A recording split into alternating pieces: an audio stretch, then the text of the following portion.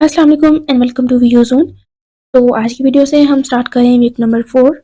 Hope so आपको week number 1, 2 and 3 अच्छे से समझ आए होंगे। जैसे कि मैं आपको टॉपिक्स वही बता रही हूँ जो आपके फाइनल के लिहाज मिड के लिहाज से इम्पोर्टेंट हैं। एंड होप सो आपको समझ आ भी रही होगी। तो let's start lecture number week number 4। इसमें हमारे पास सबसे पहला टॉपिक है इंट्रोडक्शन टू फॉल्ट टॉलरेंस। तो ये क्या होता है, इसकी आपने डिफाइन करनी है। मस्ट फॉर एमसीक्यूज, ये इंपॉर्टेंट है आपके एमसीक्यूज के लिहाज से। तो a fault tolerance system is one that continues to provide the required functionality in the presence of fault या फेलर के मतलब के मौजूदगी में भी वो जो है ना अपनी फंक्शनैलिटी कंटिन्यू रखता है, फॉल्ट टॉलरेंस। तो यहाँ पर अगेन इसकी ये डिटेल दी हुई है, इसको जस्ट आपने रीड आउट कर लेना है। देन नेक्स्ट फॉल्ट क्लासिफिकेशन, ये तीनों आपने करनी है। फॉल्ट क्लासिफिकेशन ये जो है ना शॉर्ट में भी पूछते हैं या फिर एमसीक्यूज में भी आ सकता है, तो आपको पता हो इसकी क्लासिफिकेशन में है ट्रांजिएंट फॉल्ट, नेक्स्ट है intermittent fault and permanent fault. तो ये तीनों फॉल्ट आपको ये क्लासिफिकेशन पता हो एक तो, और दूसरा ये कि अगर आपको ये चीज़ देती जाए तो आपको पता हो कि ये कौन से फॉल्ट की बात हो रही है। तो ये जो है ना ट्रांजिएंट फॉल्ट है। इसी तरह से अगर आपको पूछा जाए it occurs then vanishes of its own accord then appears and so on, ये सारा आपको अगर आपको मतलब एक तरह की इसकी ये डिस्क्रिप्शन दे दी जाए तो आपको पता हो कि इंटरमीडिएट की बात हो रही है, परमानेंट की या फिर ट्रांजिएंट की। जैसे कि ये है ट्रांजिएंट, तो ये it occurs once and then it disappears, इस तरह से ये आपको इनका डिफरेंस आता हो। नेक्स्ट है फेलियर क्लासिफिकेशन।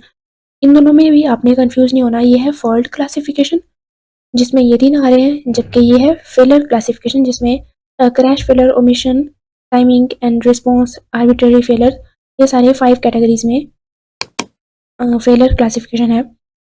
तो ये सारे बहुत ही इंपॉर्टेंट है, गड़बड़ी हो जाती है। खैर तो ये जो है ना इम्पोर्टेंट है, ये पांचों आपने कैटेगरीज करनी है।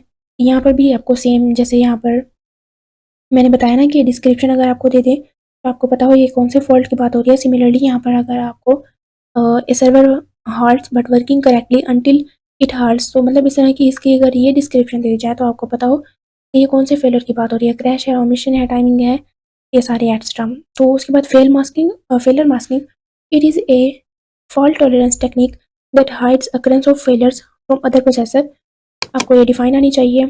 उसके बाद नेक्स्ट फेलियर मास्किंग की भी 3 कैटेगरीज हैं, तो वो कौन कौन सी हैं? Information, time and physical redundancy, ये तीनों भी आपने रीड करनी है। उसके बाद नेक्स्ट है प्रोसेस फेलर, प्रोसेस रिजाइलेंस, ये week number 4 I think so आपके एमसीक्यूज और डिफाइंस के लिहाज से काफ़ी इंपॉर्टेंट है, क्योंकि इसमें जो है ना जैसे फॉल्ट टॉलरेंस था, फेलर है, और उसके बाद ऊपर कुछ और भी गया है, ये प्रोसेस रेसिलेंस की बात हो रही है। तो ये जो है ना आपने सारे डिफाइंस अच्छे से कवर करनी है। तो process resilience incorporates techniques by which one or more process can fail without seriously disturbing the rest of the system। तो इस तरह से ये जो है ना आपको ये देते हैं कि मतलब कि कौन सा ऐसा प्रोसेस मतलब ये है जिसमें without disturbing the rest of the system मतलब कि वो काम कर ही जाता है, तो वो है प्रोसेस रेसिलेंस। उसके बाद नेक्स्ट आपने ये भी रीड करना है, और ये ग्रुप्स उनकी कैटेगरीज जो हैं, group flat group and hierarchy group, ये दोनों भी आपने करने हैं। तो सबसे पहले हमारे पास फ्लैट ग्रुप आ रहा है। तो यहाँ पर जो है ना all processors are equal and they make decisions collectively, जैसे कि यहाँ पर जो है ना इक्वल होते हैं और ये कलेक्टिवली डिसीजन करते हैं। No single point of failure but decision make is more complicated as consensus is required. अगर हम हायरार्किकल की बात करें तो यहाँ पर एक सिंगल कोऑर्डिनेटर जो होता है वो जो है ना सारे डिसीजंस करता है, और यहाँ पर group is transparent to its user, the whole group is dealt with as a single processor. ये सारा जो है ना आपको फ्लैट एंड हायरार्किकल का डिफरेंस आना चाहिए। देन नेक्स्ट है हमारे पास, फर्स्टली यहाँ पर आपको ये 2 अप्रोचेस जो दी गई हैं ये आपको आनी चाहिए। ये 2 approaches to arranging the replication of the groups that are primary based protocols and replicated write protocols, and ये भी आपको जो है ना लाइन एमसीक्यूज में पूछ सकते हैं। उसके बाद नेक्स्ट है प्राइमरी बेस्ड प्रोटोकॉल्स क्या होते हैं? So it appears in the form of primary backup protocol. A group of process is organized in a hierarchical fashion in which a primary coordinates all write operations. When the primary crashes, the backup executes some election algorithm to choose a new primary. ये सब जो है ना आपने MCQs के लिए just एक बार read out कर लेना है, बाकी इसको सीरियस कोई फोकस नहीं देना। खैर उसके बाद नेक्स्ट है रिलायबल क्लाइंट सर्वर कम्युनिकेशन। ए कम्युनिकेशन चैनल में execute crash, omission, timing and arbitrary failures. ये आई थिंक हमने ऊपर पढ़े हैं। उसके बाद नेक्स्ट है पेयर टू पेयर कम्युनिकेशन। ये क्या होती है?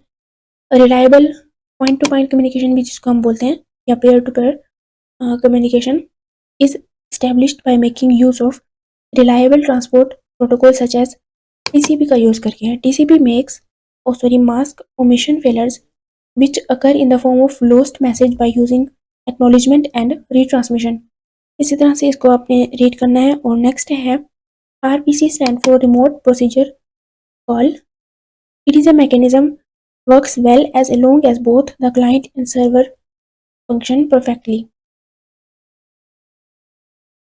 नेक्स्ट आपको ये 5 क्लासेस का पता हो जो कि आरपीसी फेलर्स मतलब की हैं।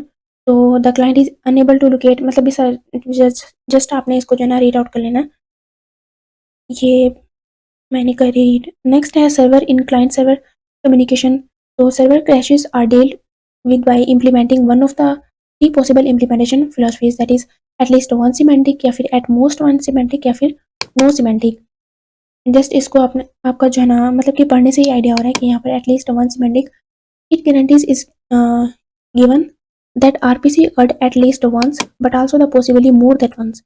यहाँ पर a guarantee is given that RPC occurred at most once but possibly not at all. यहाँ पर नथिंग इज गारंटीड, ये जस्ट आपको जो है ना रीड करना है। नेक्स्ट है client in client server communication. ऊपर हमने क्लाइंट इन सर्वर पढ़ा है, अब है क्लाइंट इन क्लाइंट सर्वर। तो यहाँ पर एक्सटर्मिनेशन और जेंटलमैन ये सारे जो है ना जस्ट इसको आप रीड आउट कर लें। ये कुछ खास इंपॉर्टेंट नहीं है, अगर आप मतलब सही से करना चाहें तो it's up to you, but मुझे तो ये कुछ खास नहीं लगते। नेक्स्ट है रिलायबल ग्रुप कम्युनिकेशन। तो reliable multicast services guarantee that all messages are delivered to all members of a process group. ये भी आपको जो है ना एमसीक्यूज के लिए आना चाहिए। नेक्स्ट है basic reliable multicasting schemes. Just इसको आपने जो है ना रीड आउट कर लेना है। उसके बाद नेक्स्ट है डिस्ट्रीब्यूटेड कमिट।